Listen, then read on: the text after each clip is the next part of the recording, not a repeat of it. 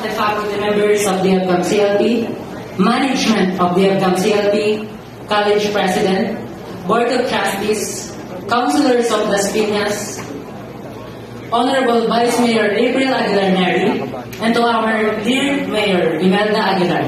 Magandang hapon po sa inyong lahat.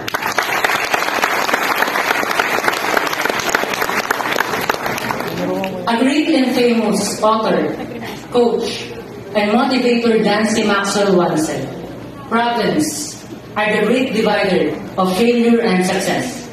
How you handle them will determine on which side you will live." Ever since, this has been my motto in life. Whenever I face trials and tribulations, I always remember this motto. After years of hard work, restless days, and sleepless nights, here we are now in this very meaningful event for our parents and guardians. My fellow graduates, congratulations to all of us.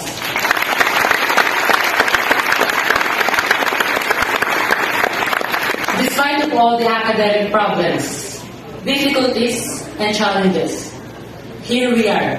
We finally made it. We prevailed. As one of the pioneers of the Bachelor of Science in Information Systems, it is with deep gratitude that I'm here on stage, celebrating this priceless dream with you. I am still in this belief that I have successfully conquered this journey.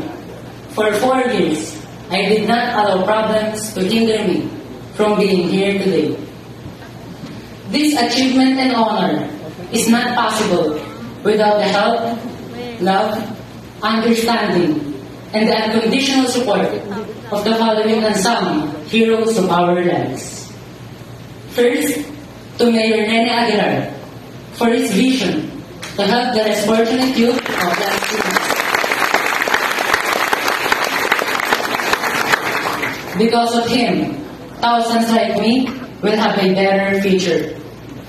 Second, to our Mayor Imelda Aguilar for her continuous and entire support of Mayor Nene's advocacy. Third, to our dear Vice Mayor April Aguilar Neri,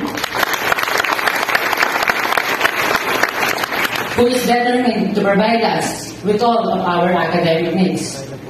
To all the city councilors and the entire DFCAM community, which consists of passionate, diligent, and considerate instructors, faculty members, and every individual of this institution under the leadership of Sir Ramoncito D. Jimenez. For their extreme dedication to see us through. To our parents and guardians, maraming salamat sa pagmamahal at pag-aaruga sa amin. Ang tagumpay na ito ay para po sa inyo. And most importantly, to our dear Lord Almighty, for His gift of wisdom, strength, encouragement, and love. Without Him, I will not be here.